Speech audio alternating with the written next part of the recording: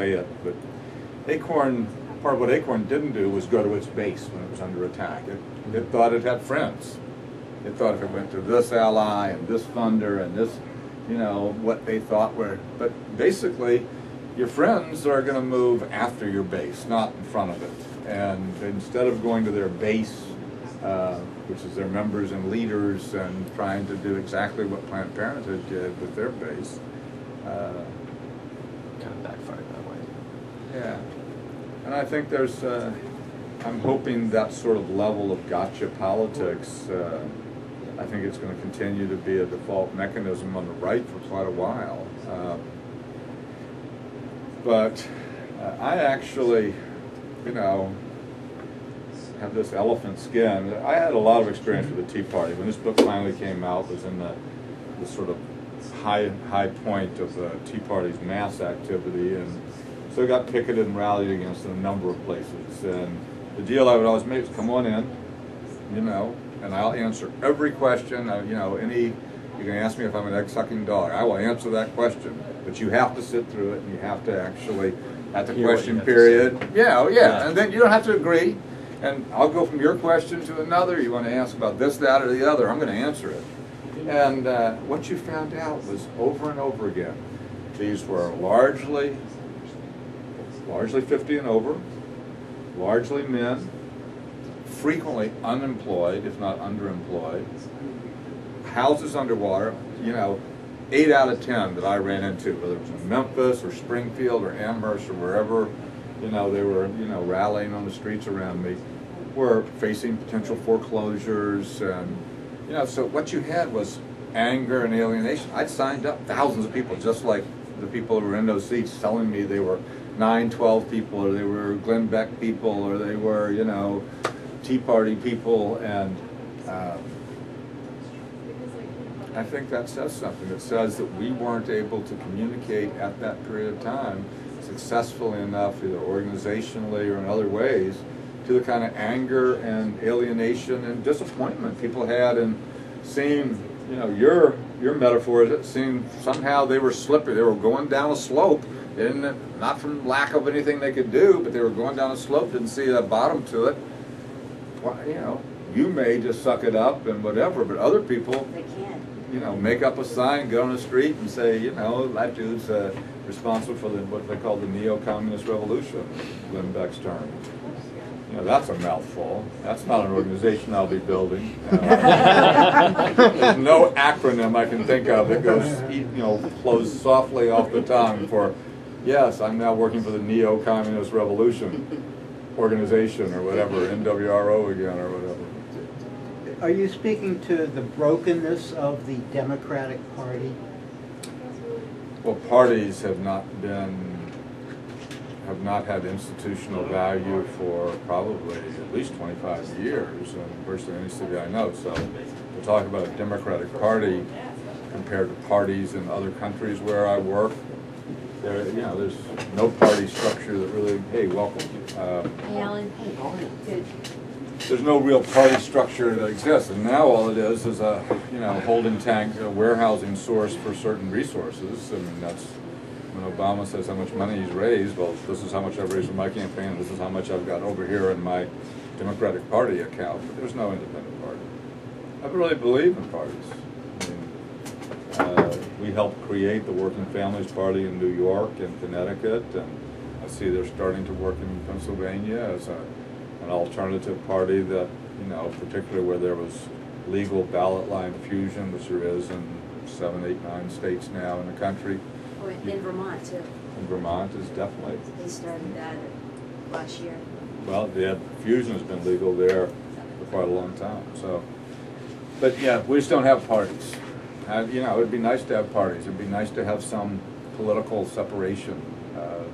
Some people arguing they represent so-and-so or the other. I just don't think we have that. I don't know if any of you could say who's the head of the Democratic Party today on the national level. Well, who are you going to vote for? I mean, I really do hate to bring this up, but, you know, I mean, we're in a presidential cycle. Sure. You know, who are you going to vote for president? I'm going to vote for Obama.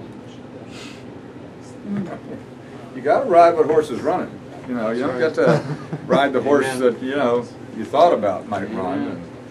And, you know, I took a call from a great guy the other day, you know, some guy who's, you know, and I've never heard of this, the Justice Party. His name's Rathke Anderson. He's the mayor of Salt Lake, two-time mayor of Salt Lake City. Just a wonderful guy. I looked at that platform on the economic stuff, and it was, you know, there wasn't anything in there. Living wages, new jobs, green jobs. I mean, it was all like, I could have written that from when I used to be at Acorn or whatever, and he doesn't have a chance in the world.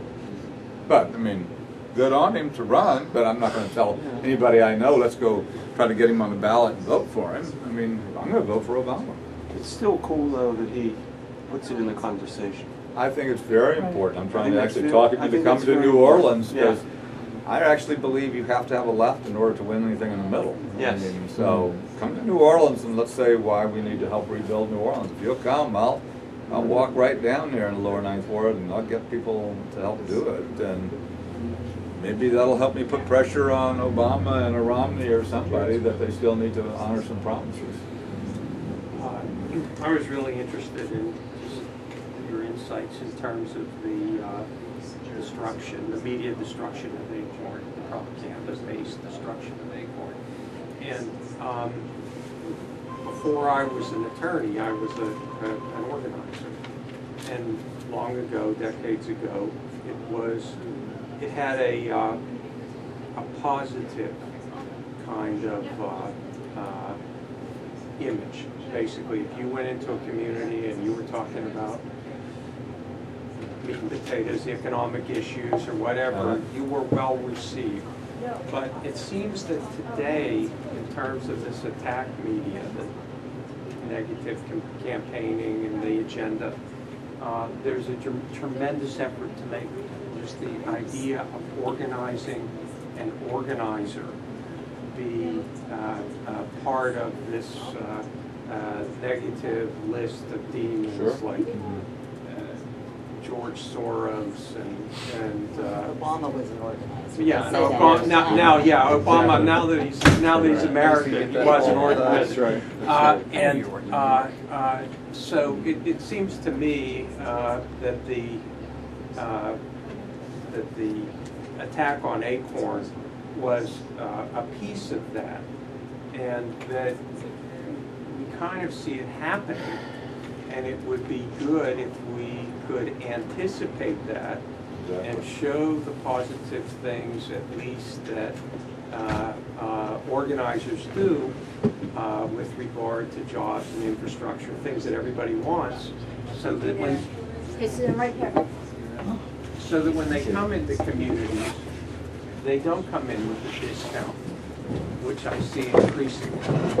I don't think we can control, I mean, the amount of power and money that this propaganda agenda has is limitless.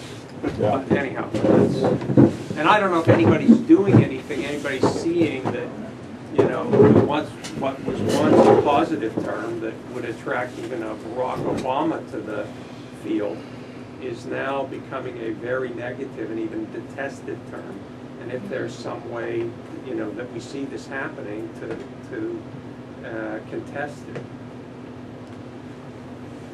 Well, there's no question that we can't control the communication platforms out there. So,